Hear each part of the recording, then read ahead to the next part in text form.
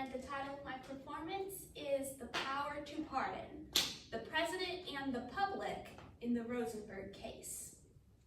Hello, my name is Mrs. Ann Whitman, Personal Secretary of President Dwight D. Eisenhower. Today is June 19th, 1953. One of the first issues that has come up in Eisenhower's presidency regards the presidential pardon power. This power is granted in the U.S. Constitution and allows the president to lighten or remove the sentence of anyone convicted of a federal crime. A president receives many pardon requests while he is in office, but recently the Rosenburg case has captured the attention of the American public. Since the end of World War II, tensions have been rising, and there has been much concern about a nuclear war between the U.S. and Soviet Union. Back in 1951, Julius and Ethel Rosenberg were convicted of conspiring to pass atomic secrets to the Soviet Union. The Rosenbergs were sentenced to death, and in fact, their executions are scheduled for 8 p.m. this evening. But there is still one option which could save their lives: a pardon from President Eisenhower. Now, Eisenhower already denied an application for executive clemency from the Rosenbergs this past January, but there have been great efforts to get him to change his mind. Everyone seems to have an opinion on the Rosenberg case, and there are two main viewpoints: those who believe the president should grant clemency to the Rosenbergs, and those who think he should not. Now, if you were to read the stacks of telegrams we have been receiving from the public on this case, it would seem as if the two viewpoints were as different as possible. But that is not entirely true. They both believe that the president's pardoning power gives him a responsibility to protect American rights. The difference is simply how they interpret the facts of the Rosenberg case and whose rights they believe are in danger. Well, that's enough of that. I don't need to be answering the president's mail.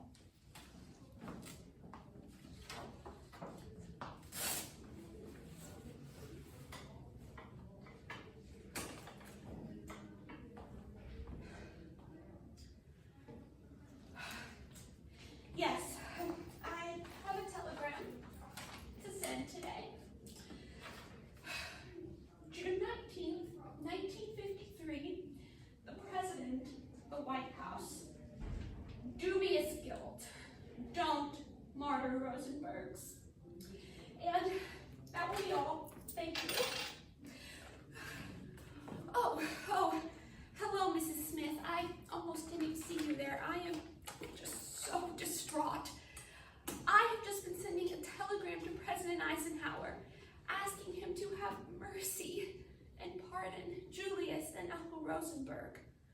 I have been able to get the true information of the case through the National Guardian, a progressive news weekly, and take a look at this broadside published by the National Committee to Secure Justice in the Rosenberg case.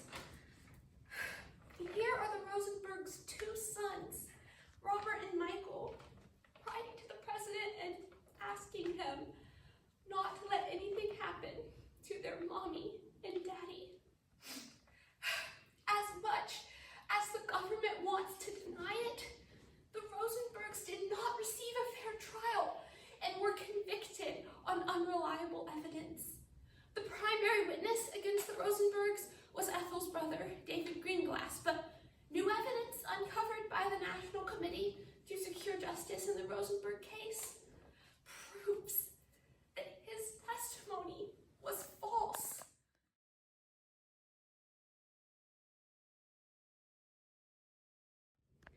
Justice? The Rosenbergs were sent to the death house on lies. That's not what I call justice. They have been denied their basic American rights, and these poor children are about to lose their parents. That is why I am contacting President Eisenhower.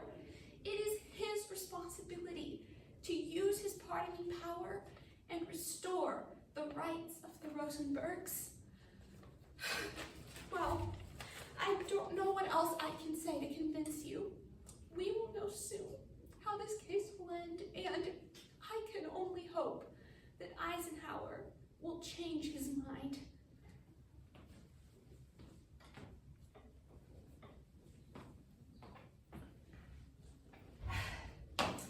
Yes, I have a telegram to send today. June 19th, 1953, the President, the White House. Dear Mr. President, do not help the Rosenbergs. They were spying when my only son was killed in line of duty, March 1945. And that will be all. Thank you. Oh, well, hello, Mrs. Johnson. It is good to run into you. Now, have you been hearing about this Rosenburg case?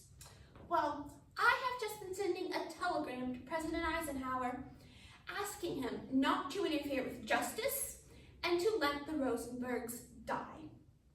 As I'm sure you know, my only son was killed back in 1945. Now, have you seen his picture? Well, while he was so bravely serving our country, those rotten Rosenbergs were betraying secrets to the communists. I have been following their case in the New York Times, a very reputable paper, and the truth is quite clear. As much as some people in this country want to deny it, the Rosenbergs received a perfectly fair trial from some of our nation's greatest judicial minds and are, in fact, guilty. Ethel's brother, David Greenglass, claims that the Rosenbergs were spies, and I see no reason to believe his testimony was false. Well, what do you think, Mrs. Johnson? Mercy! Did the Rosenbergs grant mercy to thousands of American boys and their grief-stricken families? I see no reason to grant mercy to them. They have been helping the Soviets get atomic weapons. This could mean an attack on our boys currently fighting in Korea or on Americans back home. It is crucial that we punish the traitors and prevent future spying. That is why I am contacting President Eisenhower. It is his responsibility to protect the rights of American soldiers and civilians. Well, I don't know what else I can say to convince you. We will know soon how this case will end, and I can only hope that Eisenhower will hold firm.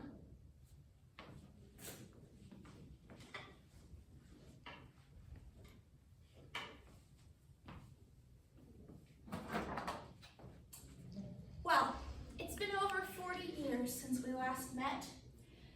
Julius and Ethel Rosenberg were executed in June 1953 as planned.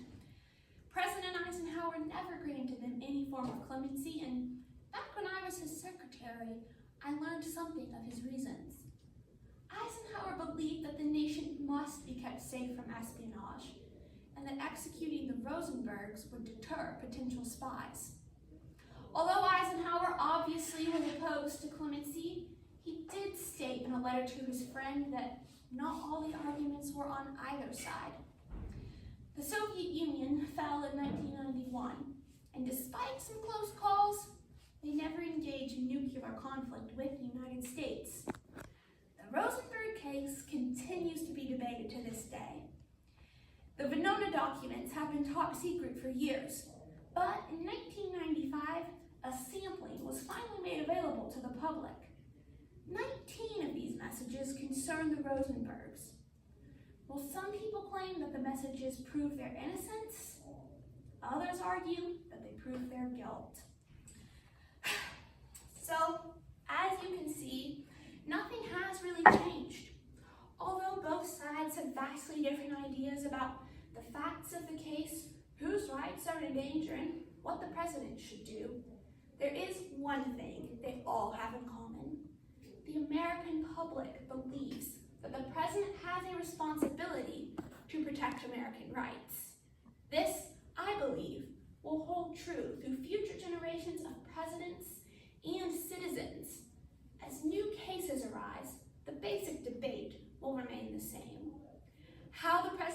act on his responsibility to protect rights and whether or not he should use the power to pardon. Thank you.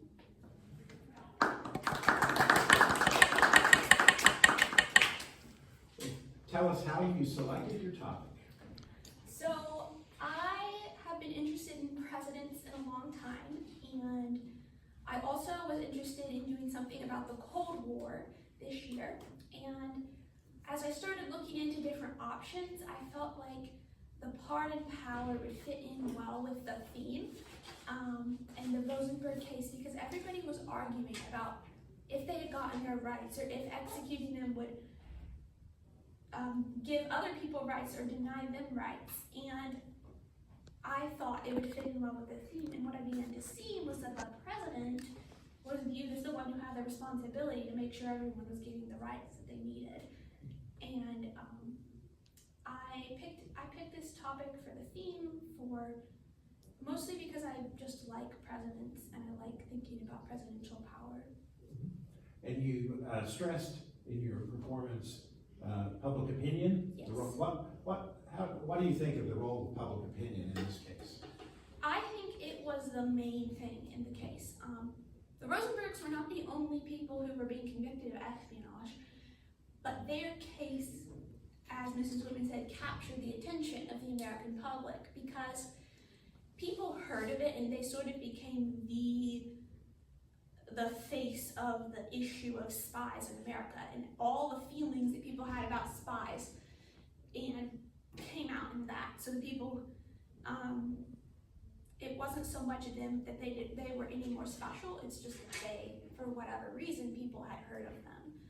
And most of what there is to say about the case, or the most interesting part in my opinion, is what the public thought.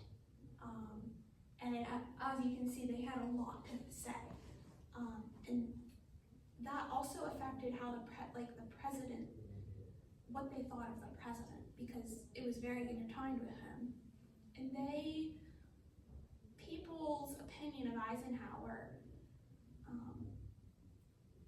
was somewhat, I think the people who already liked him were in favor of what he did. But it definitely, when he was making this decision, he had the public opinion in mind, and he knew that it wasn't just the Rosenbergs, it was the whole country who was worried about this. Do you feel that your presentation will have an effect on some of the public opinion today with the presidential power questions today? One thing that I noticed when I was researching this case, because as I said in my process paper, when I picked this topic like last July, I didn't necessarily know that the presidential pardon power was going to be a big issue in the news and things. But as I was researching this case, I looked into some other cases that were being debated, similar, not espionage, but similar, and like people had different opinions. And what I found very interesting is that it was the same types of arguments being brought up on both sides as people were bringing up about the Rosenbergs. And so what I think I can learn from that is that people's view of like the president's job when it comes to a pardoning power is the same. And it depends on how you look at other issues, like if you view this person as intrinsically innocent or intrinsically guilty, but people's view of what his job is the same today as it was in the 50s. And even today I see the idea of them all believing strongly that the president has this job, this responsibility to protect someone's rights. Now whose rights that is what's the main thing being debated. She answered my question. What was your best primary source? So it's hard to say because they were all so good. Probably the telegrams at the Eisenhower Presidential Library. There was a lot of them, and that was great because it allowed me to see just random people, and they had not kept most of them. There was actually records that I found of them burning piles and piles of telegrams people had sent because there were so many. But the ones that they had kept allowed me to see just all these people from the public who were regular people giving their opinion to the president and telling them what he should and shouldn't do. And that was very useful in building my understanding of each side. And the two telegrams there up here that I used, that I had the characters sending, were some from the Eisenhower Library, and I picked them just because I liked them and I thought they represented each side well. Thank you very much. You're welcome, thank you.